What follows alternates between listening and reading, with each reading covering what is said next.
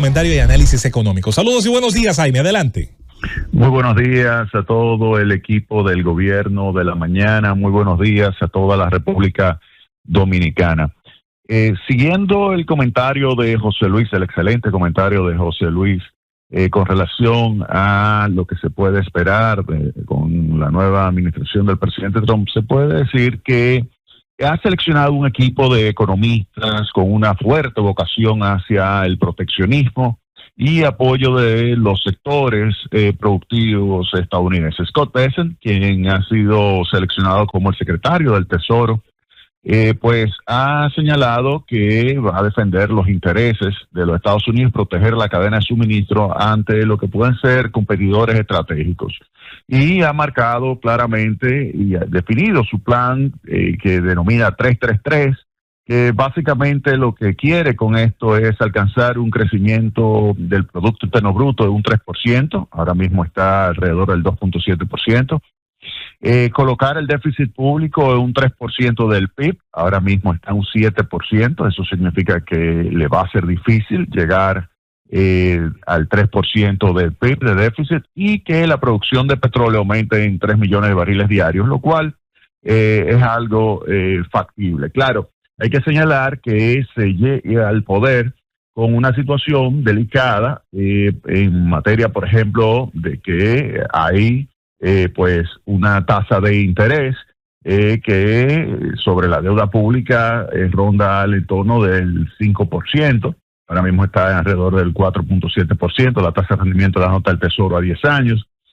También llega con una tasa de interés de la Reserva Federal por encima del 4%, específicamente está entre el 4.25 y 4.5%, eso es, y lo más probable que ocurra es que hasta junio no haya ninguna modificación adicional de la tasa de interés de referencia de la Reserva Federal, es decir, que va a quedarse una buena parte del año alta la tasa de interés, y eso puede generar cierta confrontación con el presidente Trump, que ve a el Jerome Powell, el presidente de la Reserva, por lo menos no como un amigo. O sea, que ese es un punto ahí que hay que tomar en cuenta, la posible pelea entre Trump y Powell para que baje la tasa de interés y se reanime la economía para tratar de llegar a un crecimiento de un 3%, porque Trump no se puede dar el lujo de que su primer año el crecimiento esté por debajo del crecimiento del último año de Biden, que es 2.7%. También Trump se enfrenta con un hecho, y es la persistente inflación, que cerra el año cerca del 3%, depende de la definición que uno utilice, si es basada en el índice de precio al consumidor general o el índice de precio subyacente, pero se puede decir que está en el entorno del 3%. La meta, recuerden que es un 2%, lo que significa que también la política monetaria tiene que ser una política que tome en cuenta que todavía está lejos de la meta la tasa de inflación. Y ahí llega entonces el hombre arancel. El hombre arancel, como se autodefine Donald Trump. No es nuevo esa definición hombre arancel, ya lo hizo William McKinley a finales del siglo XIX. Este es un presidente también que se autodenominaba hombre arancel, y que, al igual que Trump, pensaba que la protección de los sectores productivos frente a la competencia era clave para la prosperidad de los Estados Unidos. McKinley fue sucedido posteriormente por el presidente Teddy Roosevelt, que al ser tan famoso, pues opacó, digamos, la grandeza de McKinley, que fue un gran presidente de los Estados Unidos y fue asesinado, y ahí pues por un anarquista, y ahí lo sucedió en el poder el presidente Teodoro Roosevelt. Pues volviendo a Trump ha prometido que va a aumentar los aranceles, esa es una de sus políticas. Ha prometido también masivas deportaciones. De hecho, se espera que hoy, tan pronto pues tome el poder, que va a ser hora dominicana cerca de la 1 de la tarde, cuando ya tome el poder el presidente Trump, pues venga con un conjunto de decretos, y entre estos vengan decretos vinculados con deportaciones masivas.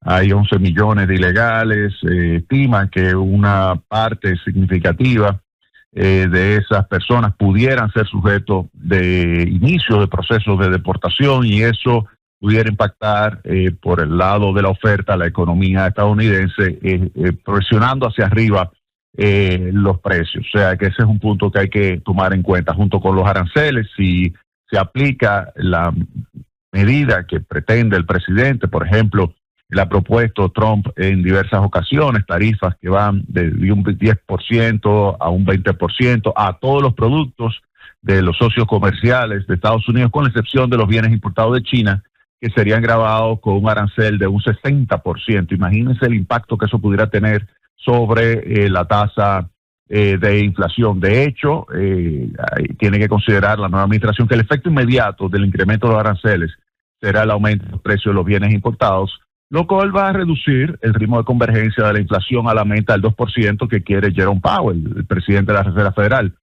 El Peterson Institute for International Economics, que es un centro de investigación localizado en Washington, D.C., ya ha estimado el impacto sobre los precios y sobre el nivel de ingresos de la población, el ingreso promedio, y estima que el hogar promedio, el que está en el tercer quintil, si yo divido en 5 grupos por ingresos, la población o los hogares, el que está en el tercer quintil va a pagar $2,600 anuales adicionales por esta medida arancelaria que está proponiendo el presidente Trump, un 20% para todas las importaciones, excepto las chinas, que sería 60%.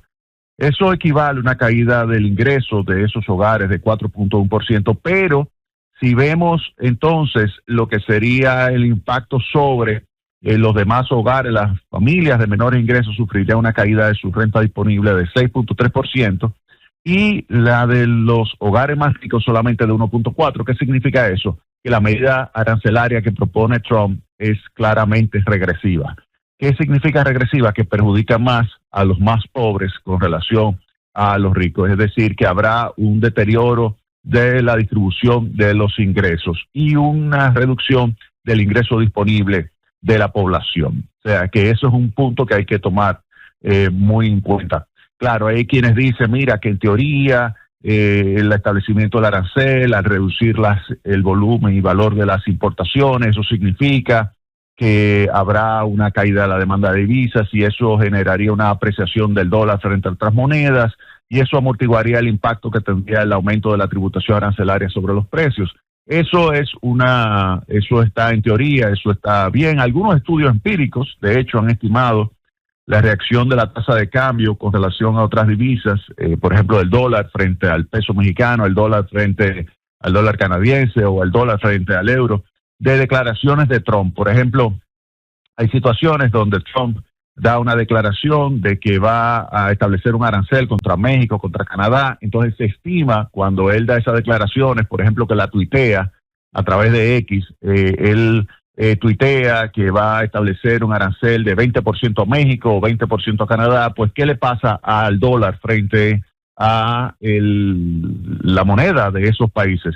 Pues efectivamente hay una apreciación del dólar pequeña, pero hay una apreciación del dólar frente a esas monedas. Otras evidencias empíricas con relación al tema de las modificaciones arancelarias señalan que efectivamente habrá una apreciación, pero a un ritmo inferior del incremento del arancel. Por ejemplo, si el arancel se incrementa un 10%, la apreciación no va a ser del 10%, es decir, que no habrá una reducción de los precios por el lado de la apreciación, no va a ser suficiente esa reducción como para compensar el aumento de los precios que provocaría el aumento del arancel.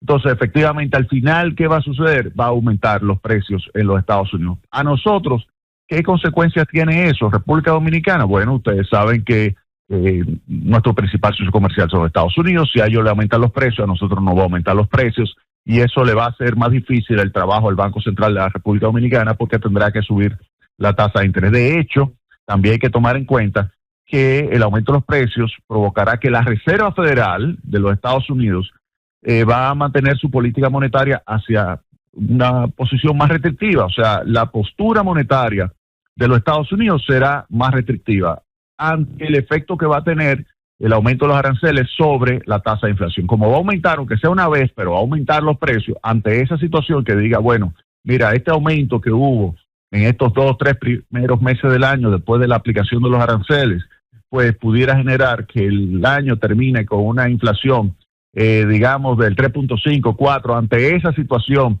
va a aumentar la tasa de interés o se va a mantener en un territorio restrictivo más tiempo. Y eso genera, obviamente, una situación donde ahí la tasa de interés de referencia se tenga que mantener más alta. O sea, actualmente se prevé que hasta la reunión de política de junio, el organismo emisor mantenga inalterada su tasa de interés en el rango que va de 4.25 a 4.5%. Y que en el mejor de los casos hará 2 recortes en la segunda parte del año de 25 puntos básicos. En el mejor de los casos, porque ahora mismo lo que se ve claro es solamente un ajuste. Ahora, eso en caso de que no se le vaya de las manos la tasa de inflación a los Estados Unidos. O sea que ante esa situación, con esas condiciones monetarias, junto al muy probable aumento del déficit público, porque hay otras medidas que va a tomar el presidente Trump. Por ejemplo, él va a querer pues continuar con su política de reducción del impuesto sobre la renta. Esa reducción del impuesto sobre la renta pudiera generar entonces una situación en la cual, al no poderlo compensar con aumento de los ingresos provenientes de los aranceles, genere un aumento del déficit público que ya está en 7. En vez de ser 3 el logro que pueda obtener el gobierno bajo el secretario del Tesoro, tal como él ha señalado Scott Bessent, que sería 3% de déficit, el sector público pudiera ser mayor. Pero si es mayor el déficit del sector público, eso pudiera generar entonces una presión adicional a la Reserva Federal y a las tasas de interés sería más alta. O sea, si hay una situación de que aumenta el déficit público, aumentará la presión a la Reserva Federal de subir su tasa de interés, pero además la tasa de interés de la nota del Tesoro van a subir más. Entonces, eso significa que en términos de la tasa de interés de equilibrio de la economía de los Estados Unidos va a ser más alta. Eso significa tasa de interés más alta sobre los préstamos hipotecarios, préstamos de consumo y en general todos los préstamos de la economía. Consecuencia de eso, obviamente, que eso puede generar una reducción de la actividad económica. De hecho, se ha demostrado que el incremento de los aranceles, si viene acompañado además de un aumento de las tasas de interés, genera inmediatamente una reducción de la productividad y del crecimiento de la actividad económica. Hay un equipo de técnicos del Fondo Monetario Internacional que escribió hace unos años un estudio sobre ese impacto para utilizando datos de 151 países en el horizonte de tiempo que va del 63 al 2014.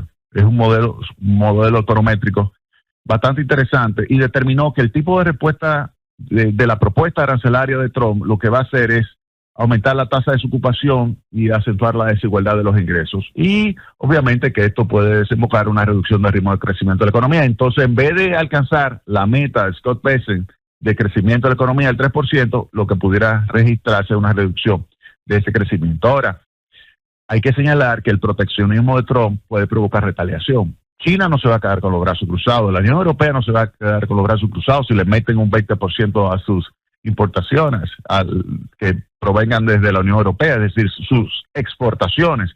Japón por igual, si le colocan 20% a las importaciones que vengan desde Japón, que serían sus exportaciones, pues ellos también van a reaccionar, México, Canadá. Entonces eso pudiera generar, ese proceso de retaliación, una caída de la actividad económica a nivel global.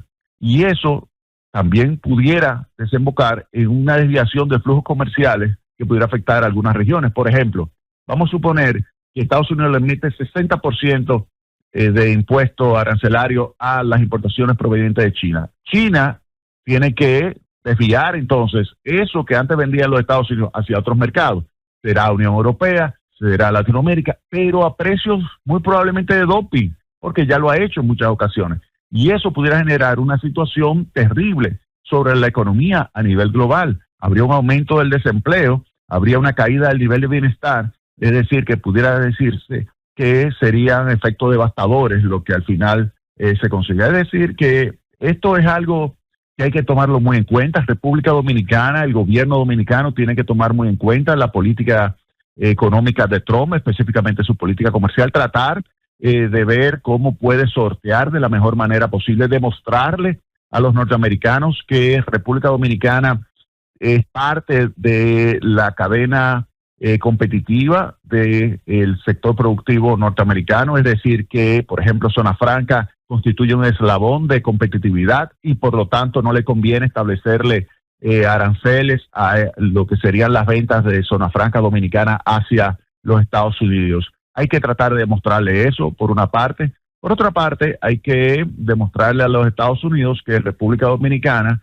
es una economía que colabora en términos de lo que es la mejora de su eficiencia productiva. Si eso se logra, entonces ya ahí podemos estar más tranquilos. En caso de que los Estados Unidos genere inflación, entonces aquí viene la recomendación para el Banco Central de la República Dominicana. Pueden tomar nota. No se debe seguir bajando la tasa de interés de referencia hasta tanto la Reserva Federal vuelva a bajar. Punto. Vuelvo y repito, el Banco Central de la República Dominicana, ante la turbulencia, ante la incertidumbre generada por la nueva política económica aplicada por la administración Trump, ante esa incertidumbre, ante esa turbulencia, ante el efecto posible que va a tener esa política sobre la inflación en los Estados Unidos y la reacción de la Reserva Federal, que ya está claro que el mercado espera que en los próximos 6 meses no toque su tasa de interés hacia la baja, el Banco Central de la República Dominicana no puede tampoco bajar su tasa de interés de referencia. Ya la tiene muy baja la tasa de interés de referencia de la República Dominicana, generándose una anomalía con relación a la tasa activa y pasiva, porque la tasa activa y pasiva ha bajado muchísimo menos de lo que ha bajado la de referencia del Banco Central. Por lo tanto, para evitar que siga acentuándose esa anomalía, lo que debe hacer el Banco Central es quedarse ahora a la expectativa de lo que haga la Reserva Federal y que hasta tanto ellos no bajen su tasa de interés de referencia, el Banco Central no baje la tasa de interés de referencia, es decir, de política monetaria, que la mantenga inalterada y que espere a ver lo que suceda con la tasa de inflación en los Estados Unidos. Llévatelo, Francis.